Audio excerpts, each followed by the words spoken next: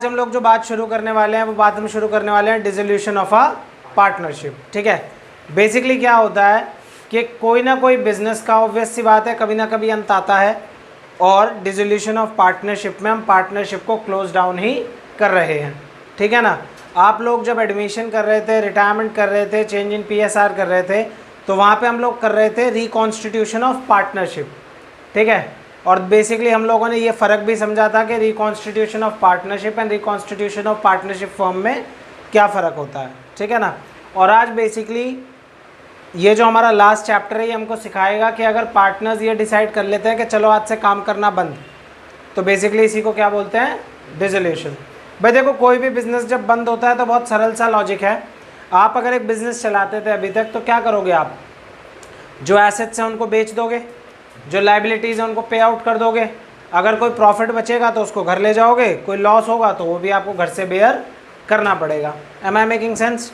ठीक है, बस डिसोल्यूशन ऑफ पार्टनरशिप इतना सा ही होता है। दूसरी बात, डिसोल्यूशन चाहे पार्टनरशिप का हो या फिर किसी कंपनी का हो या किसी भी प्रकार की ऑर्गेनाइजेशन का हो, जो अकाउंट आपको बनाना पड़ता है एसेट्स को बेचने के लिए, उसको हम बोलते हैं रियलाइजेशन अकाउंट। क्या बोलते हैं? Realisation account. और टेक्निकली ये सेल नहीं है, टेक्निकली ये रियलाइजेशन है एसेट्स का। भैया जितने पैसे मिल रहे हैं उतने में बेच दो, ऐसा ही होता है ना बेसिकली डिसोल्यूशन में। जब हम काम बंद ही कर रहे हैं, जो मिल रहा है बेच दो, बात ख़त्म। और बेसिकली जो लाइबिलिटीज़ है उनको पे आउट करके बात ख़त्म कर दीजिए। डिसोल्यूशन अकाउंट रियलाइजेशन अकाउंट का फॉर्मेट सीखते हैं, सबसे मेन वही चीज़ है। फिर बेसिकली जर्नल एंट्रीज का भी लॉजिक सीखेंगे एंड देन उसके बाद क्वेश्चंस करेंगे एक साथ। ठीक है, चलो भैया देख लेना, स्क्रीन पे आ रहा है ना पूरा। विनायक बेटा चेक करियो, ब्लर तो नहीं आ रहा।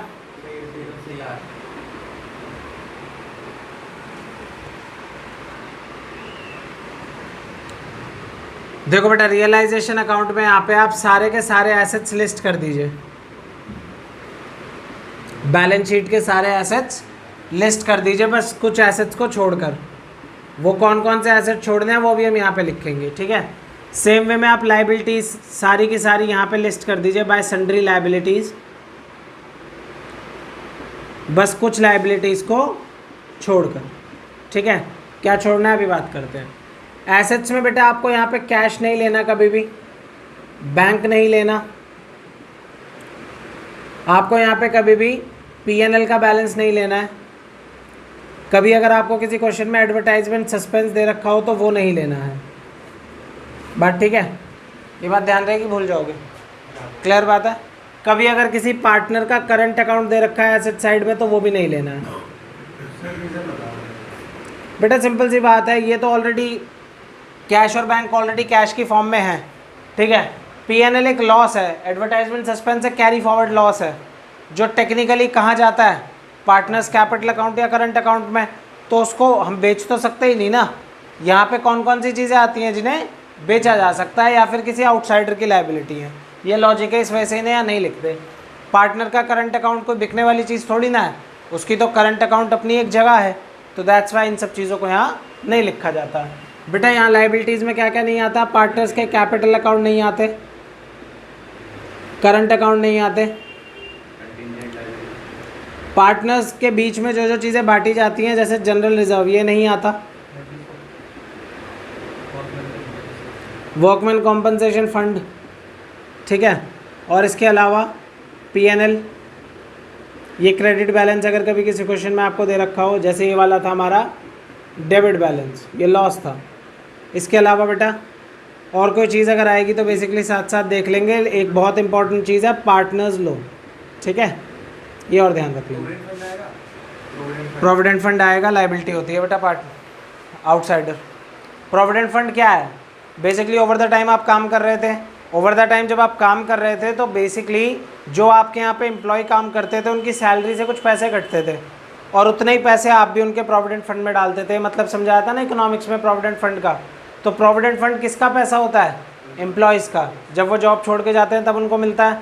तो बेसिकली ये आउटसाइडर लाइबिलिटी हुई ना, हम आपस में नहीं बांट सकते, तो वो यहाँ आएगी। ओके चलो, इन्वेस्टमेंट फ्लक्चुएशन फंड भी यहीं पे लिख देते हैं, उससे आसानी हो जाती है बांटने में। क्लियर है बात? चलिए ये सारी लाइबिलिटीज़ छोड़ के बाकी सारी लाइबिलिटीज़ आपने यहाँ पे लिस्ट करी, टोटल करा, बाहर निकाल दिया अमाउंट। सेम वे में सारे एसेट्स लिस्ट करें, इनको छोड़ के बाहर निकाल दिया अमाउंट एक ही। कोई भी लाइबिलिटी अगर हम पे करते हैं तो यहाँ पे आप लिख दीजिए टू कैश या बैंक, और उसके नीचे उस लाइबिलिटी का नाम लिख दीजिए कि ये लाइबिलिटी है भाई हम पे कर दे रहे हैं। जितनी भी लाइबिलिटीज़ पे होंगी सबका टोटल करके अमाउंट एक बाहर निकाल दीजिए। क्लियर बात। सेम वे में बेटा जो भी आपके एसेट रियलाइज़ हो रहे हैं, सेल हो रहे हैं, उनको आप यहाँ पे इस तरीके से उनका नाम लिख दीजिए लाइन से, जैसे asset 1, asset 2, asset 3, plant, machine, furniture, और सबका अमाउंट एक साथ जोड़कर अंत में बाहर निकाल दीजिए। ठीक बात। ये अमाउंट ऐसे लिखना ज़रूरी है, इससे आगे वाले अकाउंट्स में आपको हेल्प होगी बनाने में। इसके बाद कई बार ऐसा होता है कि हमारा कोई पार्टनर ही कोई हमारा एसेट लेके जा रहा है, तो जो पार्टनर हमारा बेसिकली एसेट लेके जा रहा है उसका आप नाम लिखिए, by Ram's capital account, by Vijay's capital account, जो भी नाम है उसका, और जो एसेट वो लेके जा रहा है बेटा उसका यहाँ पे नाम लिख दीजिए और यहाँ पे वो वैल्यू लिख दीजिए जितने में वो ले जा रहा है। बात ख़त्म। कोई दिक्कत है? सेम वे में अगर कोई पार्टनर ये एग्री करता है कि मैं ये लाइबिलिटी पे करूँगा, तो उस पार्टनर का नाम इधर लिख दीजिए और बेसिकली यहाँ पे उस लाइबिलिटी का नाम लिख दीजिए जो वो ले जा रहा है, लाइबिलिटी टेकन ओवर। कोई दुविधा है किसी को? सरल बात है। अंत में बेटा जैसे हर एक अकाउंट में हमने पार्टनरशिप में सीखा, टोटल करिए, प्रॉफिट या लॉस निकाल लीजिए। Either there would be a profit or there would be a loss. बेटा प्रॉफिट आए तब भी बेसिकली पार्टनर्स में बांट दीजिए। अब यहाँ पे ओल्ड और न्यू का चक्कर ही नहीं है, क्योंकि यहाँ पे न्यू रेशो निकलना ही नहीं है, एक ही रेशो है यहाँ। तो बेसिकली सारे पार्टनर्स में इस प्रॉफिट को डिवाइड कर दीजिए, सारे पार्टनर्स में इस लॉस को डिवाइड कर दीजिए। एम आई मेकिंग सेंस और नॉट? पक्की बात है। ठीक है। इसके बाद आप जो चीज़ बनाते हो वो बनाते हो पार्टनर्स कैपिटल अकाउंट। बहुत सारा पार्टनर्स कैपिटल अकाउंट बनाना बेसिकली इस चीज़ में।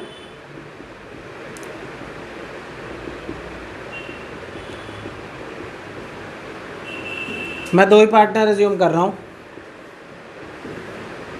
बेटा, विजिबल है स्क्रीन पे। यहाँ पे बेटा उनके कैपिटल ले लीजिए आप by balance BD, balance sheet से जो जो चीज़ें उनमें बटने वाली थी, by general reserve, reserve fund, PNL, ठीक है,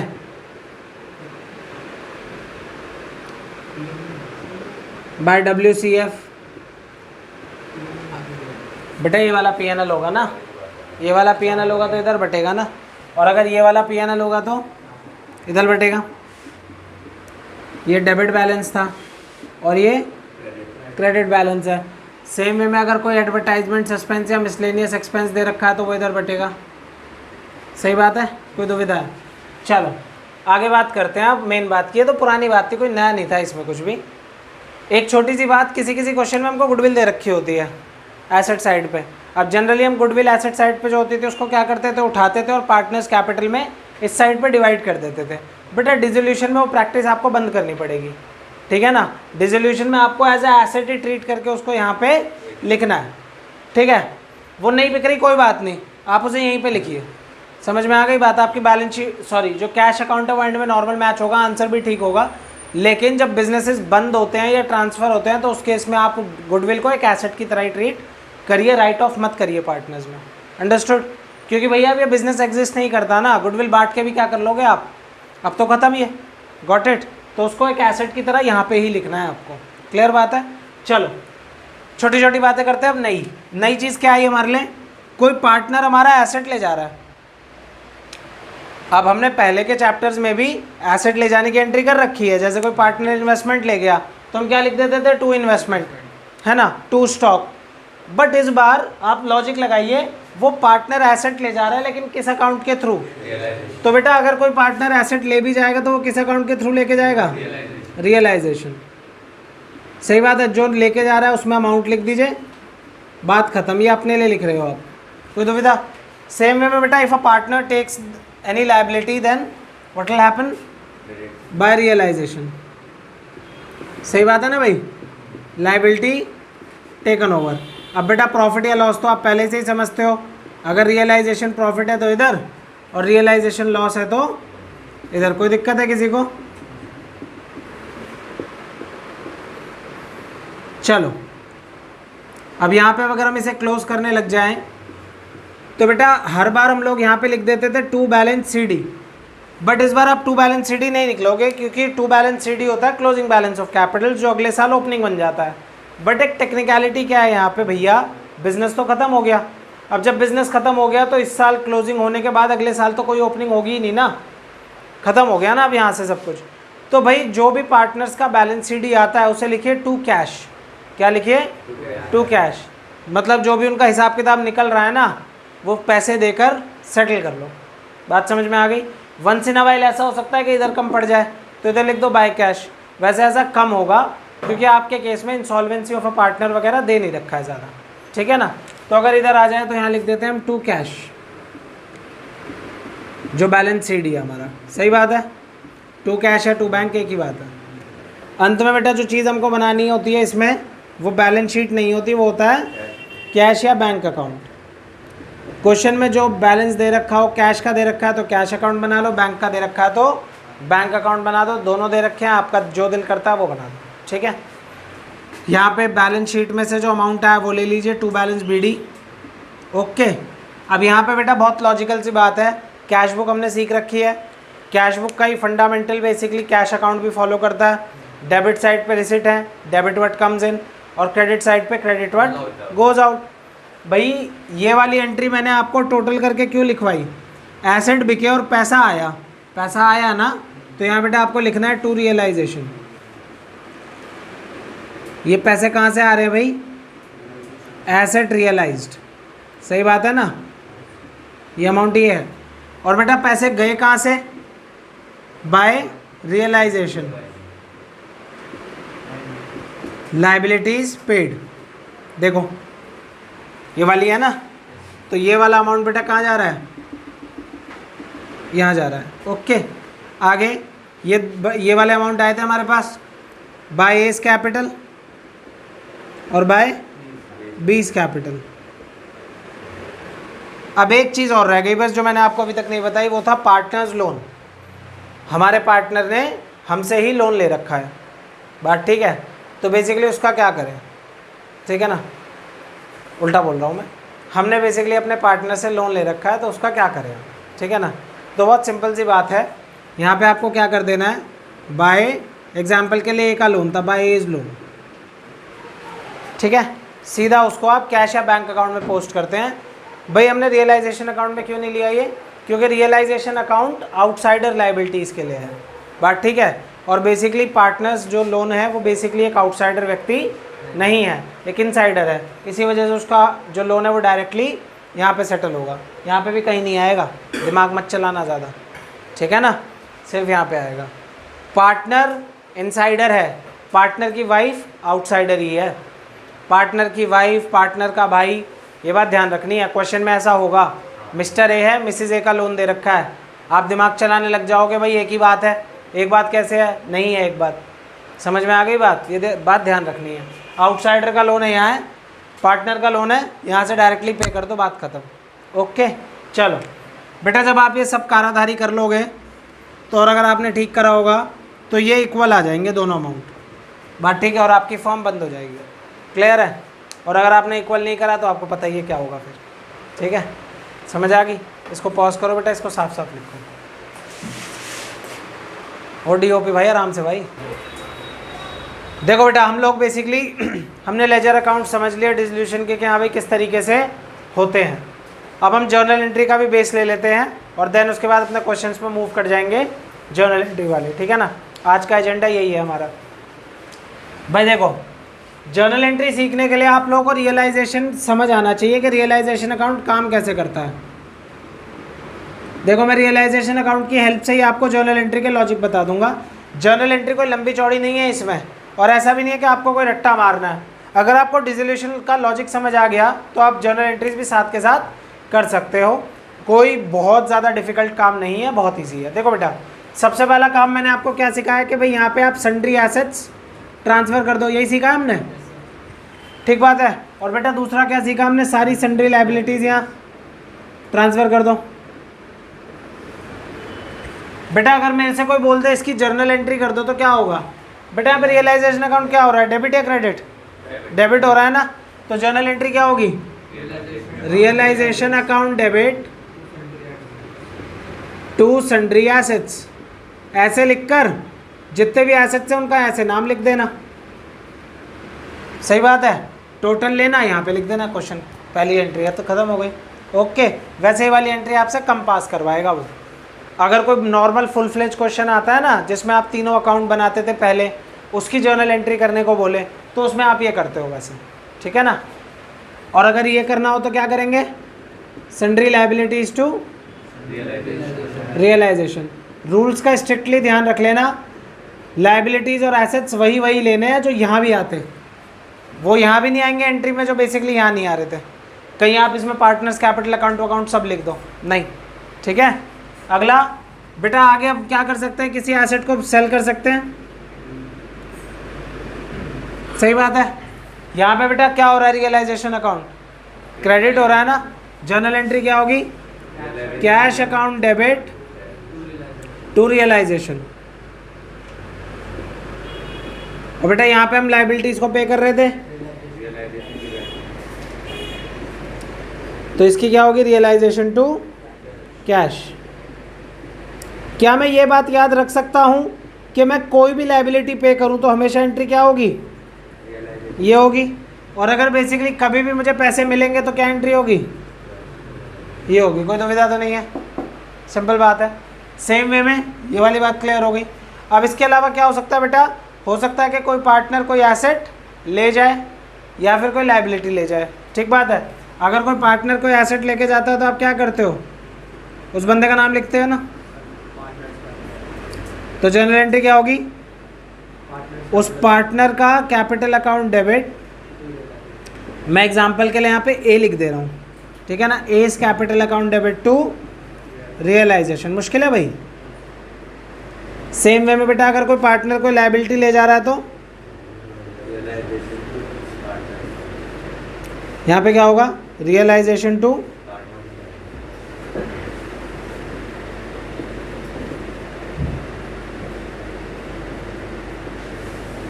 प्रॉफिट या लॉस बांट ही सकते हो आप। लॉजिक समझ आ गया आपको इतना, कोई शिकायत है इसमें।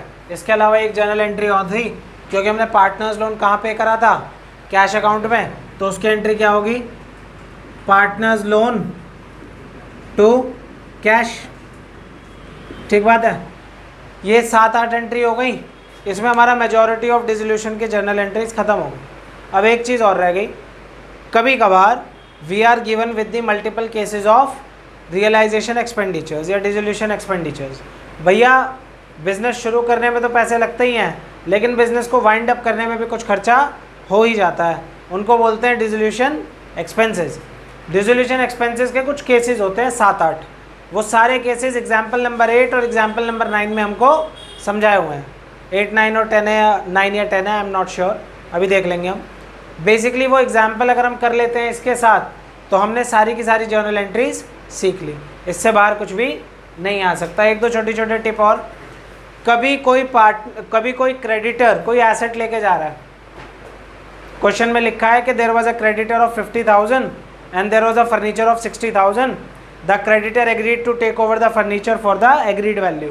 50,000 में ले गया वो, इसकी कोई जर्नल एंट्री होगी, याद रख लेना, asset taken over by a creditor की कोई जर्नल एंट्री आपको नहीं करनी, ना ही यहाँ पे कोई रिकॉर्ड करना है। आगे बात समझ में कोई दिक्कत है? दूसरी बात, चाहे कोई एसेट अनरिकॉर्डेड हो या रिकॉर्डेड हो, चाहे कोई एसेट अनरिकॉर्डेड हो या रिकॉर्डेड हो, आपको बेसिकली उसकी सेम जर्नल एंट्री करनी है, आपको कोई प्रभाव उससे नहीं पड़ता। क्वेश्चन में लिखा है कि there was a furniture omitted from the books now sold for 500, तो भैया हमें पैसे मिल रहे हैं 500, बात खत्म। हमें ये दिमाग नहीं लगाना कि तो रिकॉर्डेड ही नहीं था तो यहाँ आएगा नहीं आएगा ना। सेम वे में कोई अनरिकॉर्डेड लायबिलिटी है वो भी पे होगी तो भी जर्नल एंट्री यही रहेगी। पार्टनर अनरिकॉर्डेड लायबिलिटी लेके जाएगा तब भी यही रहेगा, पार्टनर अनरिकॉर्डेड एसेट लेके जाएगा तब भी यही एंट्री रहेगी। कोई लंबी चौड़ी बात है? 2-3 क्वेश्चन करेंगे हम जो बेसिकली पूरे के पूरे कंसेप्ट को कवर करने की कोशिश करें। इसको भी लिख लीजिए साफ साफ, कोई डाउट है पूछ लीजिए। पॉज करो बेटा। क्वेश्चन नंबर 7 से शुरू कर रहे हैं, बड़े बड़े 2-3 क्वेश्चन कर लेंगे हम, सो दैट कि हमें बात थोड़ी सी समझ आ जाए जर्नल एंट्री कंसेप्ट में, ठीक है। क्वेश्चन नंबर 7 हमसे कहता है, pass the journal entries for the following at the time of dissolution of the firm X and Y after the various assets and outside liabilities have been transferred to realisation account. Question ने आपको पहले ही बोल दिया कि assets and liabilities transfer हो चुकी हैं, मतलब दोबारा से एंट्री पास करने की कोई आवश्यकता नहीं है। सबसे पहले एंट्री है बेटा सेल ऑफ एसेट्स, एसेट्स बिक गए 50,000, क्वेश्चन नंबर 7। और बेटा आप बहुत सारे लोग ना बिना जर्नल के फॉर्मेट के ही एंट्रीज कर रहे हैं, तो बेटा मैं आपको बता दूं फॉर्मेट नेसेसरी है, ठीक है। डेट का कॉलम नहीं है कोई बात नहीं, क्योंकि डेट गिवन ही नहीं होगी आपको।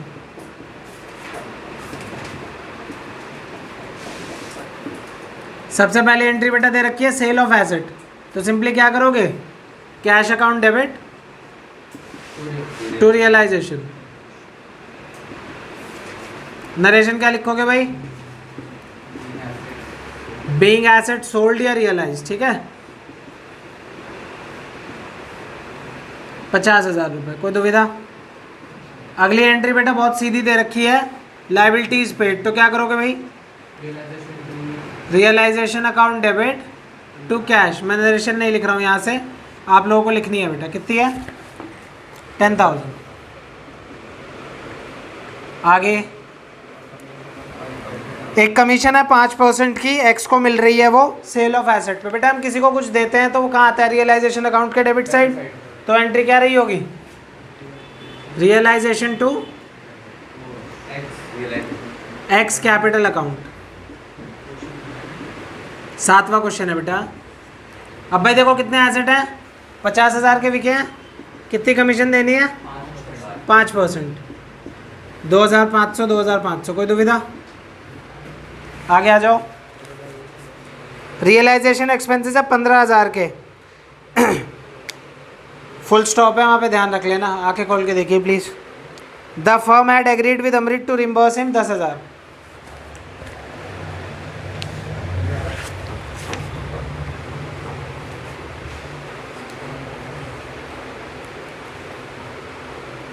क्वेश्चन समझ आया या नहीं आया, क्या समझ में आ रहा है, बोलो। भाई देखो हमने अमृत के साथ एग्री कर लिया कि भाई जो खर्चे हैं वो तू पे करेगा, तो 15,000 के खर्चे हैं, लेकिन हम उसे पे कितने कर रहे हैं 10,000, तो हमें खर्चा कितना पड़ा 10,000, तो हम क्या करेंगे, रियलाइजेशन टू, बेटा वो देखेगा, वो बॉन्ड करेगा, हमने जो एग्री करे हैं हमें उससे मतलब है बस। हाँ ठीक है। अगला क्या है, एम्प्लॉय प्रोविडेंट फंड एक लाइबिलिटी होती है, क्या होगा, रियलाइजेशन टू कैश। बेटा ईपीएफ का नाम नहीं लिखोगे, जो लिख रहे हैं वो गलत कर रहे हैं।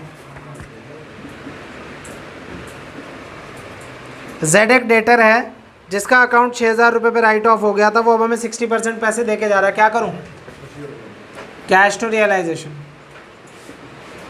आप डेटर वगैरह कुछ लिख दोगे तो गलत हो जाएगा। हाँ ये तो अनरिकॉर्डेड है, लेकिन फिर भी इसमें यही आएगा 3,600, ठीक है। आगे रियलाइजेशन एक्सपेंसेस है 10,000 के, फर्म ने एग्री करा कृष्ण से, एक पार्टनर के उसको 7,500 देंगे। कुछ सिमिलैरिटी दिख रही है इसमें और इसमें, सेम एंट्री है, सेम क्या होगा, रियलाइजेशन टू, इस बार कृष्ण कैपिटल अकाउंट 7,500 उसने हिंट भी दिया हुआ है, लेकिन हिंट उसने बेसिकली ऊपर वाली एंट्री के लिए दिया नहीं, एंड वाली के लिए दे रखा है। क्लियर है बात, ठीक है। एक बार आप लोग क्वेश्चन ट्राई करो, क्वेश्चन नंबर 9, ये लो इसको पॉज करो।